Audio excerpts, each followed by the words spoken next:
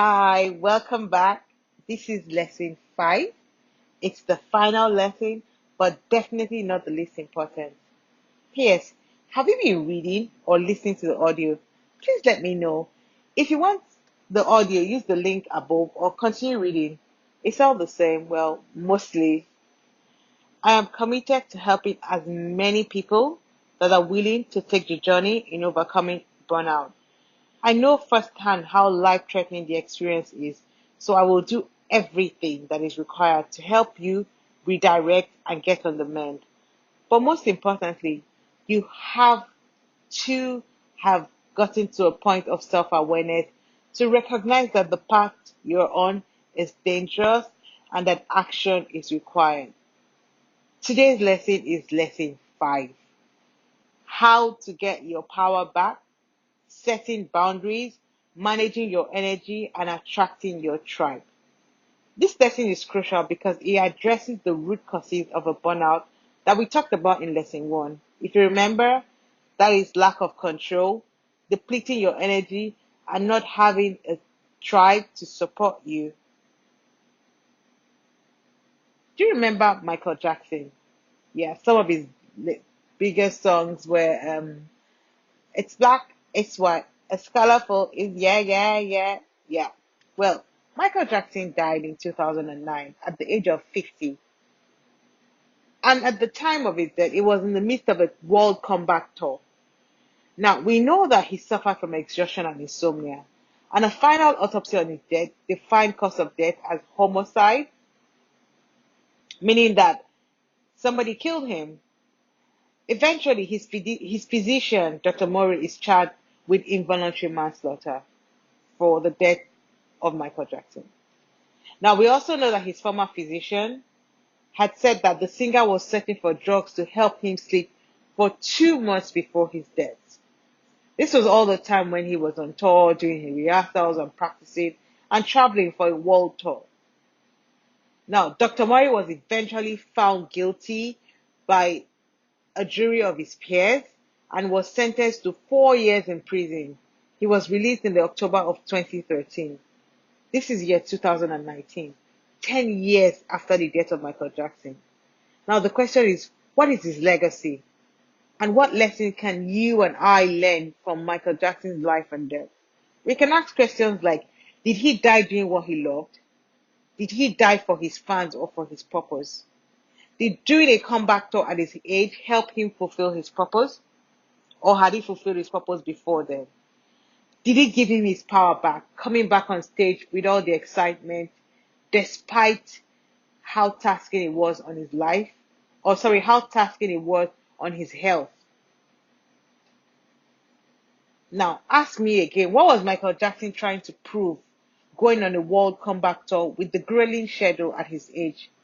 Was it a compulsion to prove, which we already know is the first cycle of a burnout?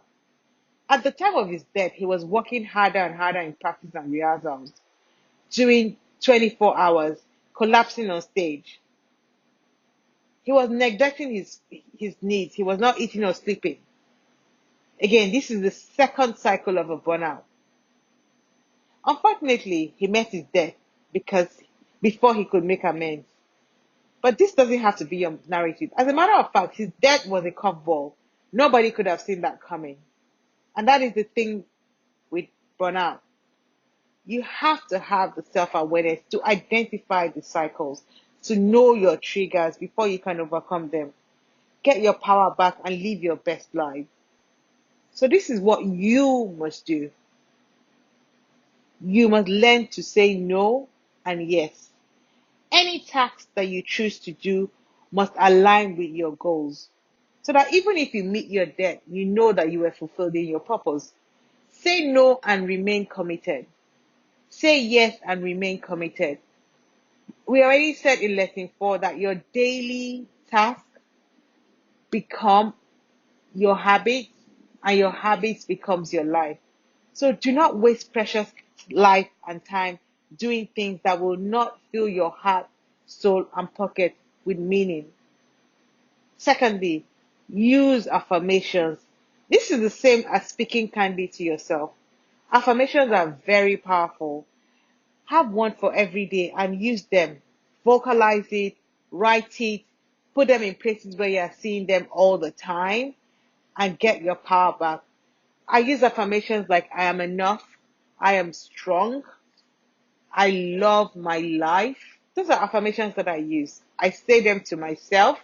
I put them in on small sticky notes and put them in my wallet. So use affirmations. Use affirmations for building new habits, for creating new energy around yourself. Another thing that you must do is you must be vulnerable. We talked about building your tribe. This is how to build your tribe. Use vulnerability to engage people, use them to forge strong relationships, and use them to strengthen your resolve to keep fighting. Finally, stop playing the victim. Change the narrative. Get what you want from any situation. Stop complaining. Do the work that is required. It would reward you. Hard work pays. You are never a victim. You have control over your emotions, and that is where all the power is. Stop spreading hate. Stop holding grudges. All of these things are negative emotions that will build up, and you're only playing the victim. You have power to change the narrative. You have power to have positive emotions towards yourself and be kind to others.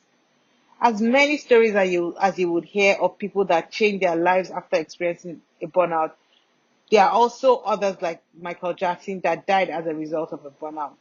So what do you want your story to be?